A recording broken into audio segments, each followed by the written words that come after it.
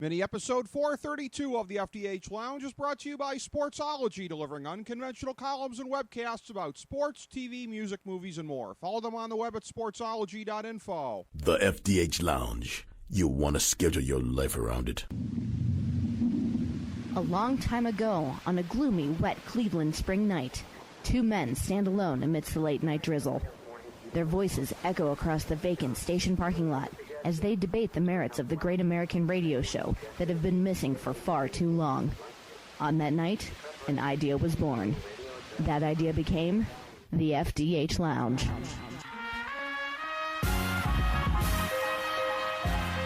Welcome to the FDH Lounge. Hello, everyone. Welcome to FDH Lounge mini episode number 432. This is FDH managing partner Rick Morris here. We have our FDH senior editor, another one of my fellow original FDH Lounge dignitaries, with us today for a great summertime tradition in the lounge. Yes, it is time once again for our 2014 NBA Draft Preview Show. And, of course, we will have this embedded, as always, in our draft guide, which you can find at fantasydrafthelp.com and the FDHLounge.com. Pro Hoops Draftology 2014. We've got a lot to be able to get into with Jason today, the fruit of a lot of his analysis and his work that he has done, getting us ready for this moment, and that I have, frankly, as well. We'll be getting right to it now with Jason Jones, my man. How you doing today, Jay Jones? Oh, not bad. A little basketball, a little World Cup, not too bad. Yeah, a lot of interesting things swirling around, and the end of the NBA Finals not far behind us as we're doing this show. Really not far behind us at all. But looking to the future, and of course the free agent class of 2014, this is one of those paths could be prologue kind of a deal situations here, because you've got guys that were in the big class of 2003 that are all front and center in Miami, all potentially able to opt out of their contracts. LeBron James, Dwayne Wade, Chris Bosh. Of course, the big three at the time of the 2003 draft actually excluded two of these guys. It was LeBron James. We tend to forget that Darko Milicic was one of the guys, and as well, Carmelo Anthony. So in terms of looking back at that draft, it really did have the superstar power, even if two of the three guys haven't quite materialized. And Carmelo's probably had, I would say, probably a Hall of Fame career out of that, and will continue to, even if he doesn't go down as being a winner, quite frankly. But what do you think of this year's draft on a big picture level as compared to 2003, 1992, 1984, some of the banner years in history that people like to cite? Well, I think most people are going to say that 2003, at least, the younger kids, are going to say that 2003 was the best draft class we've ever seen. And I think you have to qualify that by saying it was the best draft class through, say, 40 picks. It's been a long time since we've had a really deep draft that goes the spectrum of both rounds. I'm actually more of a fan of the 92 draft, but if we're using 2003 as sort of the benchmark, where you had guys like Bosh and Wade that weren't in the top three, and you even had some guys later on in that first round that not only became absolute starters, but also became more than that. So if we're comparing those two, that draft to this draft, I really think it's apples and oranges, and that's me being real polite. The interesting thing about this particular draft is I think you have what you're starting to see generally is that we've got two or three guys in the top three that are no doubt eventual starters, probably in their rookie season, with one guy sort of leading the pack. So if you're in that top three, you should be happy because you're going to get a guy that's going to contribute big minutes, probably sooner rather than later, and he's probably going to be a cornerstone of your franchise. Maybe not the cornerstone, but maybe one of them. And I think that you and I are probably in agreement that Andrew Wiggins is on the top tier all by himself, and then you've got Jabari Parker and Julius Randle sort of fighting out for who's number two and who's number three. And then there's a break. Now, most people would have you believe that it's a big break and that the number four guy is considerably worse off. In my opinion, that number four guy's got to be Joel Embiid from Kansas. Big guy, prototype center, that a lot of people think could go as high as number 1. If that happens, I'm going to scream at my TV. But that's a discussion for another day. But then after that, you've got your first international player probably coming off in the next couple picks in Exum. You've got Vonleh, Marcus Smart, Aaron Gordon, Gary Harris, Stauskas. You got some names in there. Here's the catch, though. They're not all going in the top 10. And here's where I think this draft may prove to be deeper in the end than we might think, is because I think there's going to be some guys sprinkled in there that are going to go, 8 or 12 or whatever, that are going to push guys down. So we're going to see guys come off the board into the early 20s and think, how is that guy still available? And the reason is I think there's going to be some reaches. So although I think the 2003 draft had a lot more high-end star power, because there's at minimum 5 guys in that draft class that are probably Hall of Famers. And with that said, I don't know that there's more than 2 or 3 in this draft class, and I think that's being optimistic. So if we're comparing the two, I think it's similar in that you're going to have really good players available later than you think, but by no means and by no stretch of the imagination do I think the 2014 draft will be able to hold a candle to the 2003 draft as far as elite star power. In light of that, I've got a historical note I want to hit, but just real quick, I want to circle back to something you said there.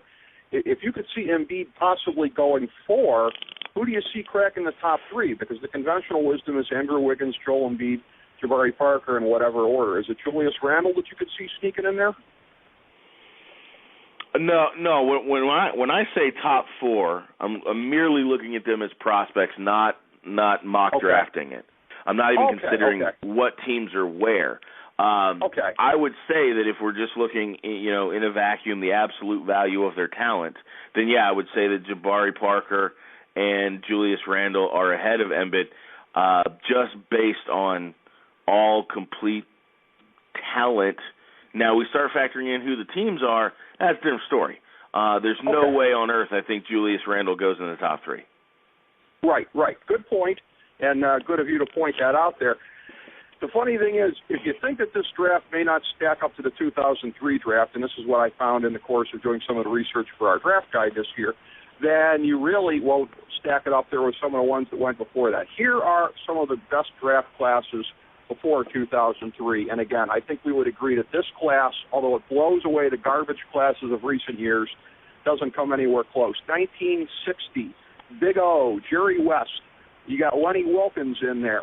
You got 1970, Pistol Pete, Tiny Archibald, Dan Issel, Dave Cowens, Rudy T. That one might be my favorite. 1974, George Gervin, Bill Walton, Jamal Wilkes, Bobby Jones.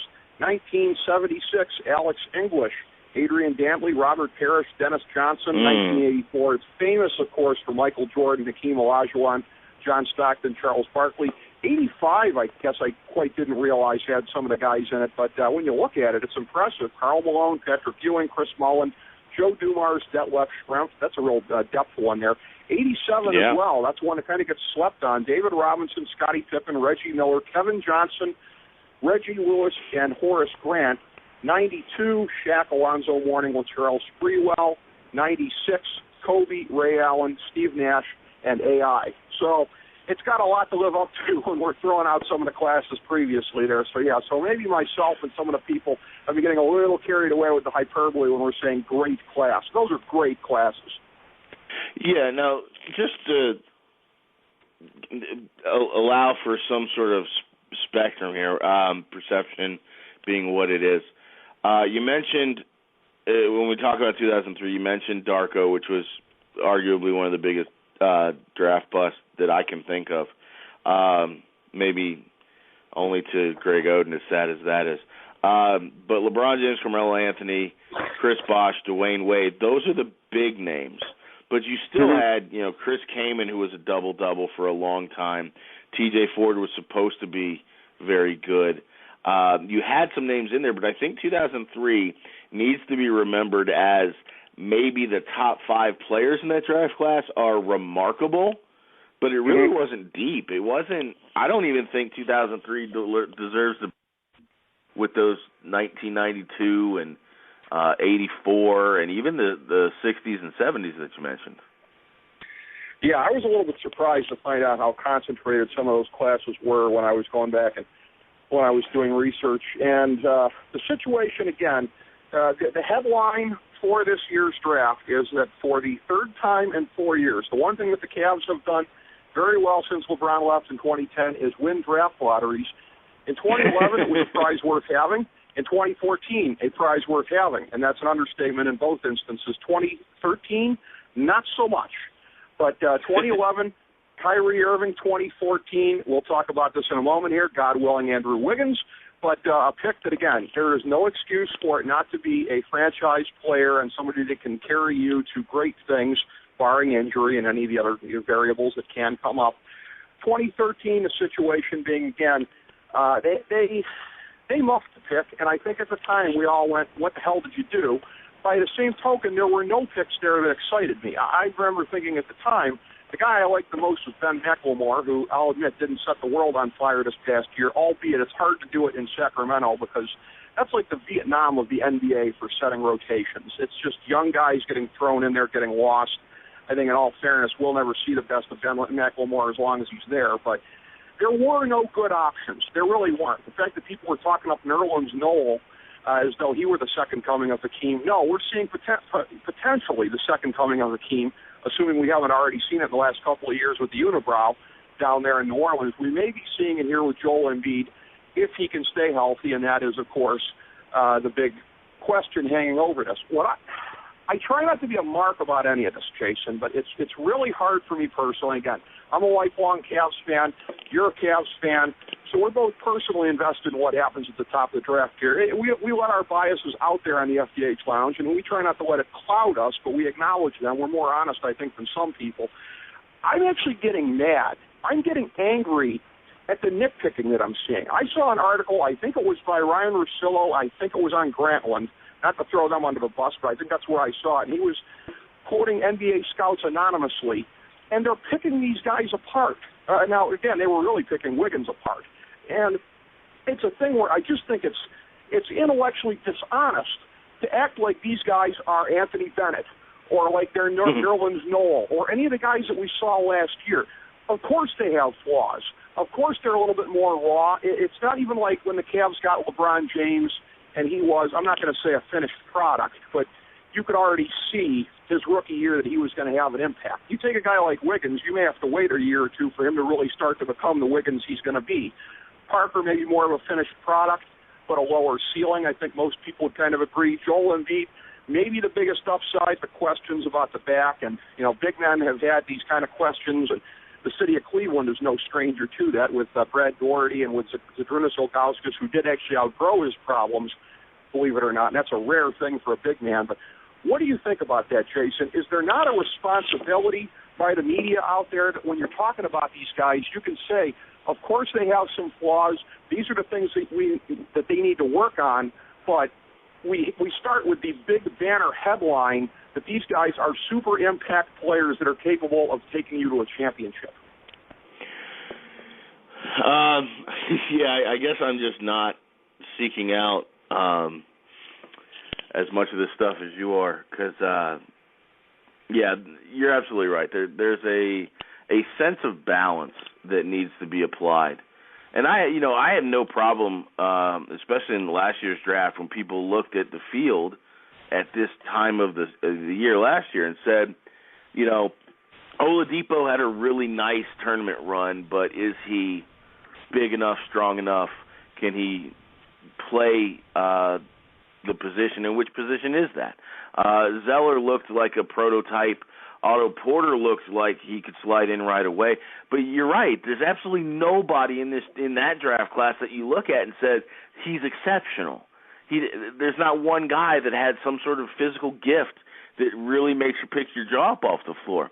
And at the end of the day, when we're talking about this draft class we're coming into now, with guys just ripping them apart and taking down every little detail, I have to believe that is a direct reflection of so many fans and some media people flying off the handle talking about how Wiggins is the next LeBron, and this is going to be just like 2003, where you've got three guys who are going to come into the league and automatically become future Hall of Famers, and these guys are going to come in and turn their franchises around.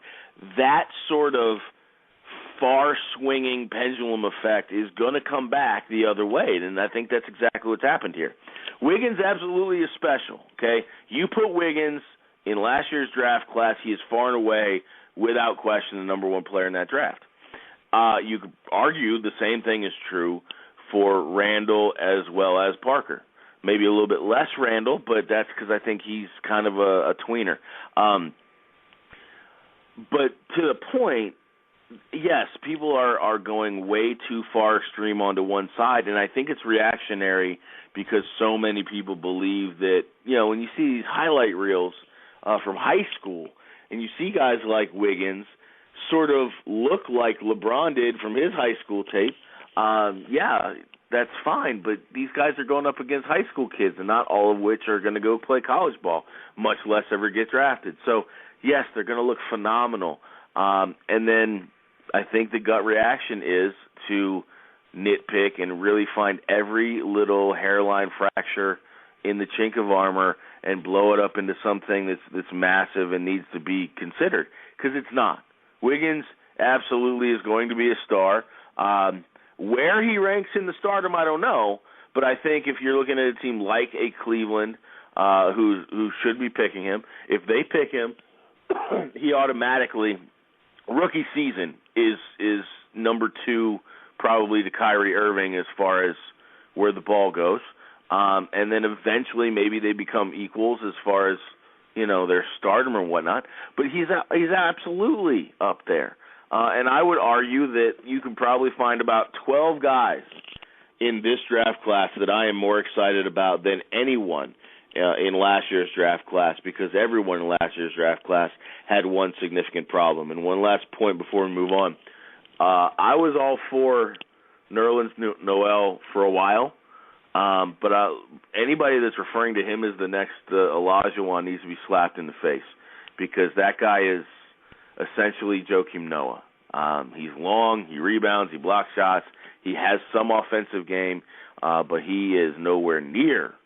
I don't even think he's anywhere near some of the starters in the NBA now, and he definitely doesn't have a ceiling of Hakeem Olajuwon. That's just ridiculous.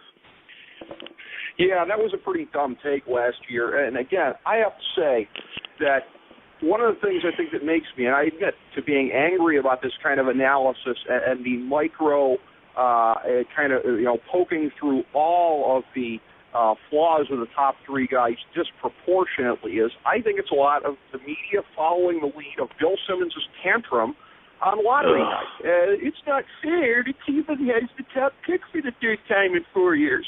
Well, first of all, again, as a lifelong Cleveland sports fan, don't anybody quote me on the topic of fairness. That's first and foremost. And for what happened 4 years ago and everything else, again, that's the last. You can fight us Cleveland sports fans on any ground you want. You will not win on life's not fair. You shouldn't even go there. But I just find that it's sort of like almost an anti-scientific, anti-rational point of view of everyone is just so much in the mode of it's not fair that Dan Gilbert gets his hands on another one of these guys, so let's conjure it up in our minds so that it's not so. Let's try and make it look like Dan Gilbert, well, he might have a real poor man's LeBron on his hands this time, emphasis on poor man's, as opposed to just calling it down the middle and saying, hey, there are three guys out there that are capable of some really, really astonishing things and carrying their teams deep into the playoffs.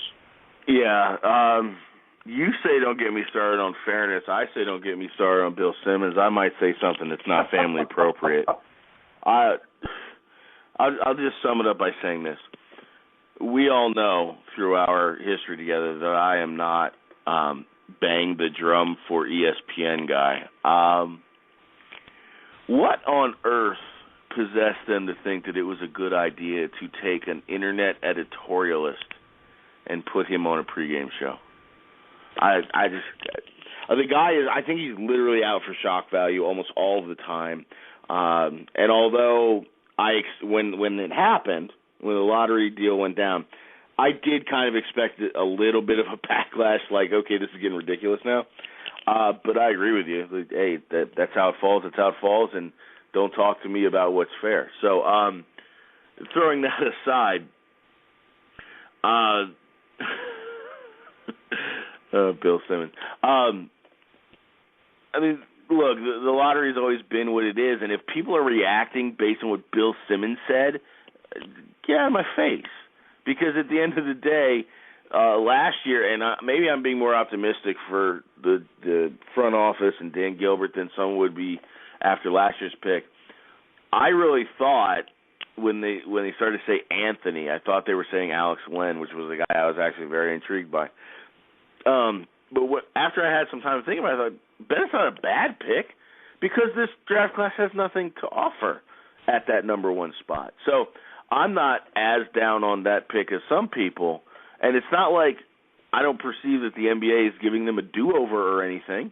I just think that's how the nature of the thing played out, and I think if they take Wiggins, honestly, I think if they take anybody outside of a point guard, because I like Kyrie Irving, and I'd like to keep liking Kyrie Irving. I think if they pick anybody outside of the point guard position in that's projected to be a top 5 pick, I don't have a problem with it. With that said, it better be Andrew Wiggins. Absolutely, I agree with you on that. And again, as far as it goes with Bill Simmons, my last word on that before we move on. Again, I think, they did put him on there for shock value. He is somebody who, again, I understand, can be classified as at least something of a basketball expert. He wrote that excellent book of basketball. I just always chuckle on the subject of Bill Simmons because he had committed to come on this program, didn't follow through ultimately, but not before his book company sent me a free copy of the book. So I got a free $30 book, so even though Bill Simmons didn't come on our show, I still like to feel like I got over on him because it's a great book and I got it for free. So neener, Bill Simmons. But moving to some of the other topics here that we've got, when you get past the big three, I think this gets to something that I need to put out there about what we're doing. A little bit of a different approach this year with Pro Hoops Draftology 2014, and in reaction to the landscape of the NBA from the last couple of years, and I will let you explain this a little bit more as this was your decision. The guy who's kind of the consensus top 4 pick, at least at the moment, Dante Exum possibly going to Orlando. That's what a lot of people seem to think. That's where I got him in my latest mock draft. Kind of fitting in a way because this is a guy that people kind of project out, if everything goes well, as a Penny Hardaway prototype. A big shooting guard, a guy who can also play a lot of point, a guy who has a lot of point guard skills, and you can basically play in both spots there. But what we're doing this year, we are separating our rankings for the college players and for the international players on the thought that it really is just kind of too much of apples and oranges trying to compare them. We've seen in recent years the futility of trying to compare when guys play against international competition to the guys who played in college. And, quite frankly, there have been a lot of international guys, the majority of them who've gone high, who have not really made much of an impact in the NBA. So although Exum has played well against NBA talent and international competition, and I think college talent as well, that doesn't really give us enough of a read. So talk about that for a moment and our decision to separate out these guys and to rate them just against one another positionally rather than against the college players. Well, I did a little workup a couple weeks ago that you're familiar with, and I'll just get to the last line of it. We as basketball fans are inclined to believe that there's some Dirk Nowitzki lying in wait every single year. And when they keep drafting these international players, and drafting them high, and over time, I just got the feeling that there's not been much of a return on that gamble. So I went and did the homework on it, and the last line of this thought is there are 6 international players drafted since 1995, I think, that you would consider very, very good, if not great. 6 out of 74. It is remarkable how bad the payoff is on international players. You make the argument that has to do with playing the international game and what it's like when they have to play the NBA game, but whatever it is, I personally, and if you watch NBA TV enough, when they start doing the scouting reports, they got a guy, Fran something, that does their international stuff. Yeah, and Fran Fraschilla, former Ohio University assistant head coach, by the way, the great Fran Fraschilla. Well, you might not think so great when I say what I'm about to say. This dude is selling international players with such hyperbole that I'm surprised that people aren't automatically putting him number one every year. And if that's the way the scouting departments are working for the teams, then absolutely there's a problem. I mean, there was, I think it was Vesely a couple years ago.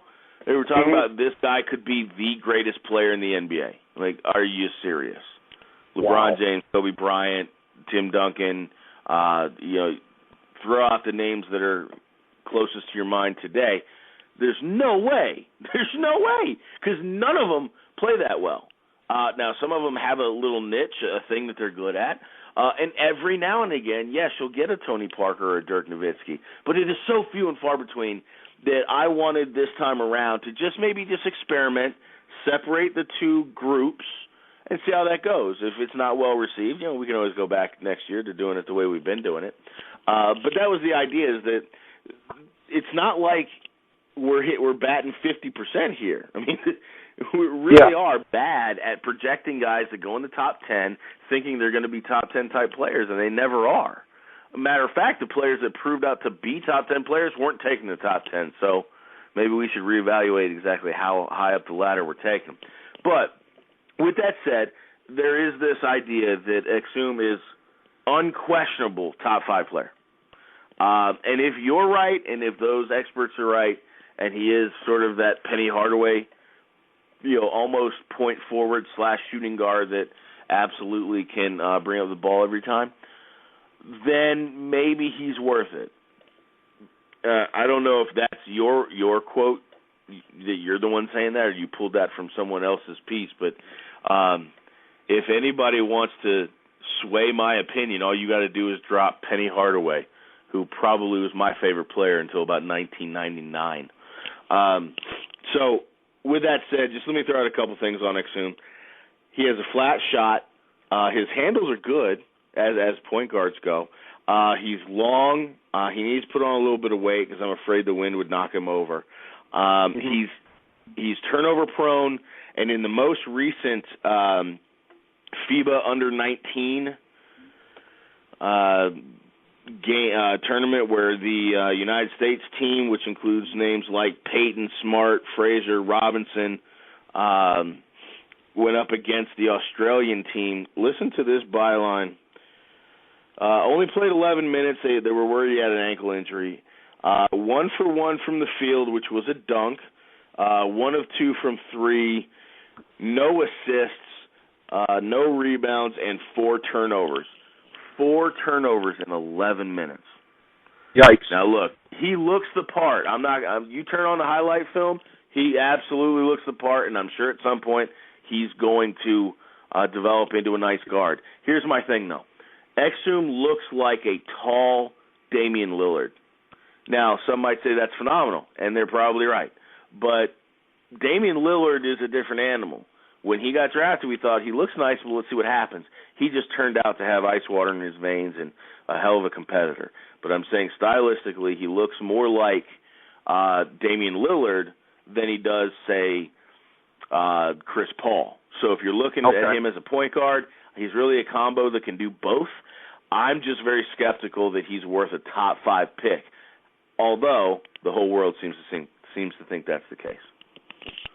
Yeah, the Penny Hardaway comparison is pretty widely out there. And again, as you said, Penny, an absolutely unbelievable player until, unfortunately, the knees went and kind of deprived him of a big second half of his career. But in terms of a guy who is a little bit similar as far as being a combo guard, if not exactly in terms of the skill set, the guy who would have been, I think, the consensus number 1 pick a year ago, you said that a lot of these guys, if they were out last year, would have been.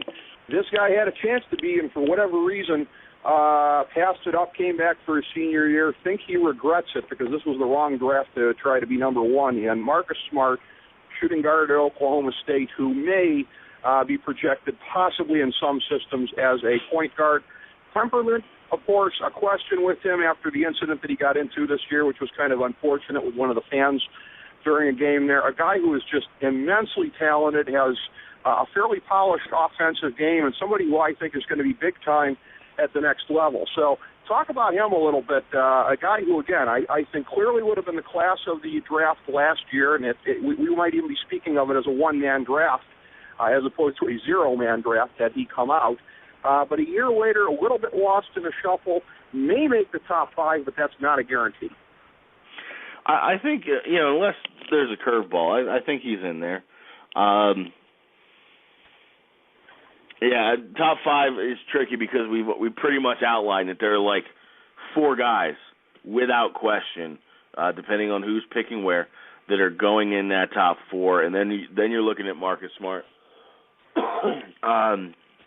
If for whatever reason, say Boston doesn't think that they need a point guard, which they technically don't, unless there's something in the works there, and the Lakers probably need more of an impact player at a different position. So he could fall, but I still think he goes in the top 10. He's absolutely worth it if this incident you spoke of is not characteristic of anything. The one drawback is I think he kind of looks like a stocky Dwayne Wade, both in height and skill level. How much of him is going to be a straight-up point guard? And depending on what team he goes to, maybe if he goes to Boston, maybe they put him in there as the two with Rondo. So you could see how this could shake out. He's got some position flexibility. He does have point guard skills. I'm just curious to see, because I'm not a big Oklahoma State guy, so I don't know if the episode is characteristic or if that was just somebody pushed the wrong button at the wrong time. If that's the case, then I think absolutely he goes no lower than 8 to Sacramento. Yeah, I think that's definitely true, and if that happens, Sacramento will be getting a bargain, which, again, they will probably blow and misuse him, as they've done with a lot of guys.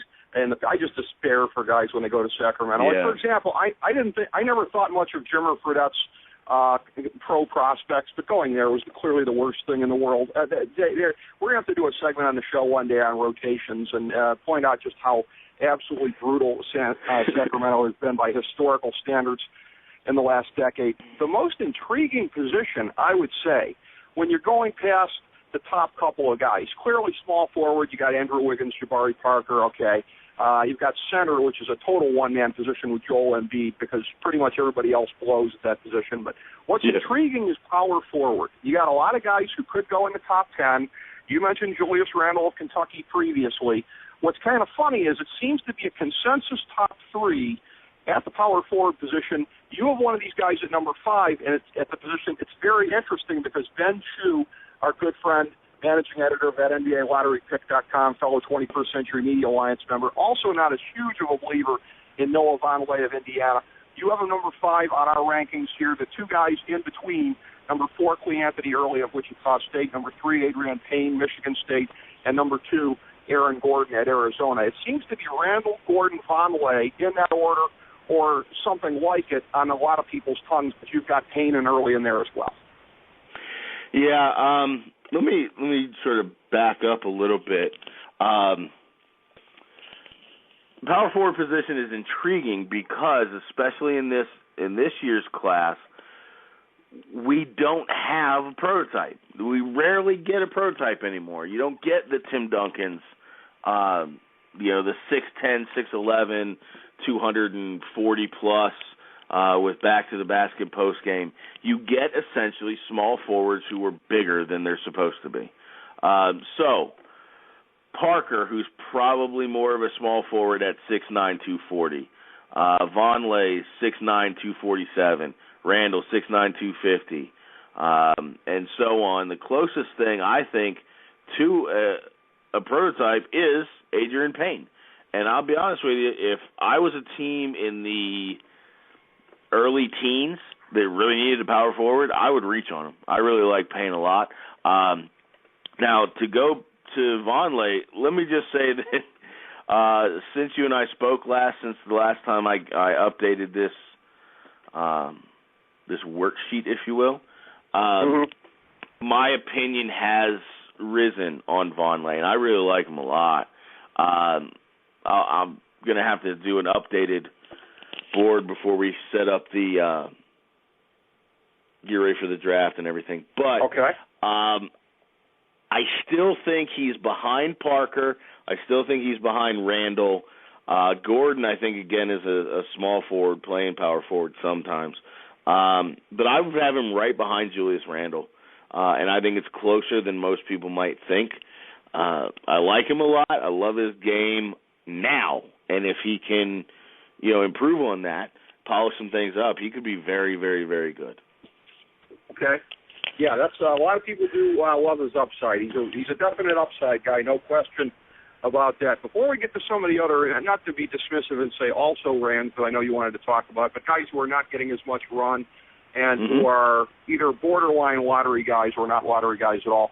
The guy I want to ask you about, because later in the season, Doug McDermott at Creighton, who had just an amazing senior year for Creighton, was really starting to get some run as far as being a serious pro prospect. And again, for as much as people do or don't want to talk about it, usually do because it's a sensationalistic thing, the prospect of a white guy, and not a Euro, an actual white American guy who may be a legitimate pro prospect. And he was really starting to get some run later in the year in terms of, and by mainstream columnists actually writing columns like, hey, forget the guy's skin color, he can actually play the game at the next level. Nevertheless, he's still a borderline top 10 guy at most in the minds of many.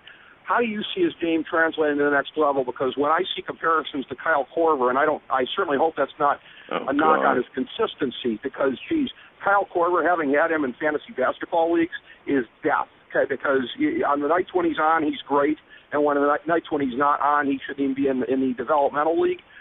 What do you think about the comparisons that McDermott is getting to him, the praise that he's getting as a pro prospect, et cetera? I think it's ridiculous. I mean, it's flat out. We don't have time for me to search for adjectives.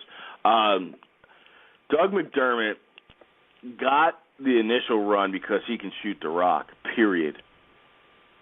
He's also big enough to defend other threes, maybe not quick enough. He's never going to body up, face up against a LeBron or a Carmelo Anthony and slide with him on the dribble. But in post-up scenarios, clogging the paint, getting a hand in passing lanes, he's got a knack, and that comes from being the son of a coach. He's got good size. He's got good weight. He's got good ball skills. He's got all these things that come together, and if anybody is trying to just relate to him to just another white guy shooter, they're sadly mistaken. And it's not so much what he has skill-wise that I love so much about him and I think is going to serve him well as an NBA player. It's that he never quits. And here's the problem. A lot of times people watch games to see who wins. Sometimes people watch games to watch a certain player. But rarely do people watch games to view a guy as a prospect. And if you do that, you'll find that you watch certain details that you don't always watch as a fan. And if you go back, if they replay a game, a Creighton game, before the draft, I urge everybody to do this. Watch McDermott only. Just watch him run around the floor and count the number of times you see him stop, where he puts his hands on his knees or gets out of the way of an isolation or whatever. It never happens. The guy's got a motor like Reggie Miller. He just never stops. He's always in there setting screens and getting moving and getting guys in place. I really think that his tenacity is going to be a huge asset. And if I was going to compare him to anybody, it would absolutely not be Kyle Korver. It would be something like an amalgamation of Dirk Nowitzki that plays an American-style game and the tenacity and motor of a Reggie Miller, who always makes the right decisions. This is another guy that does not make boneheaded plays. So I think it's ridiculous. And if I'm the guy doing the drafting, there's no way on this earth McDermott gets out of the top 10. Well, that's some great stuff right there. And, again, it just underlines why it's a shame that we are pinched for time here today, because it's gems like that that obviously help make this show what it is. The last couple guys I know you wanted to talk about at least were Chavez Napier, who I think sort of goes in that ultimate winner category. You've got him pretty high at point guard. Some question about how he rates as a pro prospect, but at the college level you couldn't ask for more. And a couple of guys from Michigan, Glenn Robinson III, small forward, and Nick Stauskas, shooting guard. So you see a couple of swingmen and Napier, I guess, as being some of the other more interesting guys to talk about. Interesting, but not in a good way. Okay. I'll be nice and say I like Glenn Robinson. I think that if he goes to the right situation where he's perceived to be at best their third scoring option, I think he can really add a dynamic to a team. And if he's going in the middle to the end of the first round, some decent team is going to get a nice contributor. He has a nice all-around game. He doesn't do anything on a phenomenal level, but he does everything pretty well. He's got a great attitude. Stauskas is one of these guys that I think everyone else is in love with because he can shoot. But how many times have we seen shooters come in the league, whether we're talking about Jimmer Fredette that you mentioned or Trajan Langdon or anybody in the last 10, 15-plus years whose basic thing is, oh, he's a shooter, so what? There were games where he just got shut down because if they put a good defender on him, he can't get free. And I'm not on board with Stauskas that high. I think he's a 25 beyond type player. And Shabazz Napier, I'm sorry to tell people, he's not a starting point guard in the NBA. He's high on the list because this draft class does not have a lot of great point guard prospects. Shabazz may have won, and that was a great ride, but he's not a great Kyrie Irving, Chris Paul type point guard. And I got to say that with the off-the-field stuff and as often as he opens his mouth to the media, I am very concerned about his attitude. Quick follow-up on that, because there's a combo guard that I have going at 19 who you don't have anywhere on the horizon. Ooh. You would see this, I'm sure, as a huge reach. Jordan Clarkson of Missouri.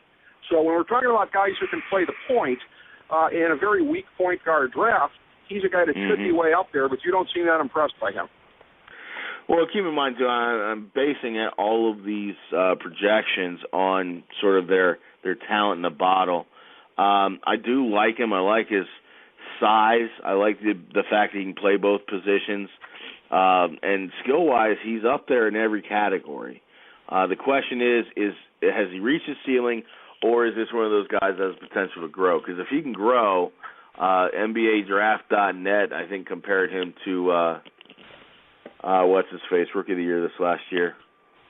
Carter Williams? Yeah, Carter Williams. Yeah, if that's the case, hey, bring it on. And I'll go back and I'll look at the tape again.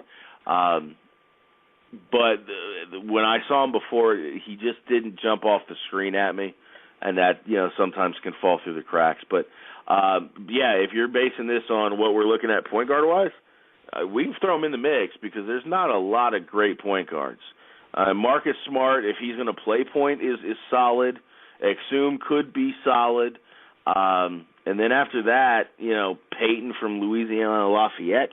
I really like him, but I like him as a player more than I do as a point guard. Well, there's a lot of different angles to talk about that are very interesting with this draft. We'll bring it full circle here with a mention of the Cavs who have the top pick, and it's funny because you threw out Trajan Langdon there as a guy who was an example of he could shoot the ball but couldn't create his own shot, and what good are you if you can't do that? As Cavs fans, we tend to look back over history.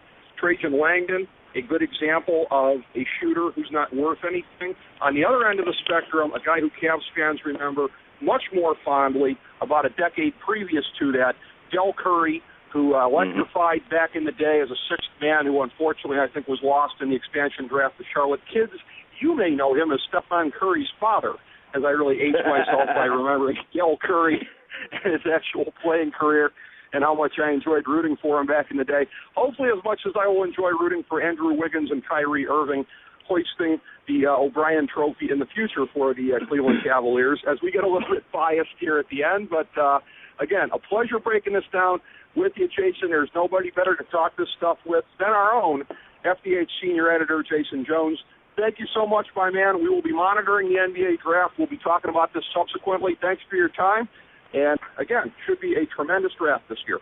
As we bring the show to a close, we would like to extend our deepest gratitude to NBC, CBS, ABC, Fox, all Clear Channel affiliates, TNT, TBS, USA, UPN, Deadspin.com, YouTube.com, YTMND.com, MySpace.com, various blogs, Fox News, CNN, CNBC, MSNBC, IamBoard.com, Billboard.com, Google.com, ESPN, ESPN2, ESPN News, ESPN Classic, NBA TV, NFL Network, Sports Time Ohio, Athlon Magazine, Comedy Central, Cartoon Network, The Boomerang Channel, QVC, BET, The Spice Channel, Steno Notebooks, Manwich, Papermate Office Supplies, waitresses, strippers, bartenders, garbage men, janitors, microwave popcorn, the writers of The Office, Scrubs, Entourage, My Name is Earl, Oz, Metalocalypse and the Boondocks, Aquafina, and The Periodic Table of Elements.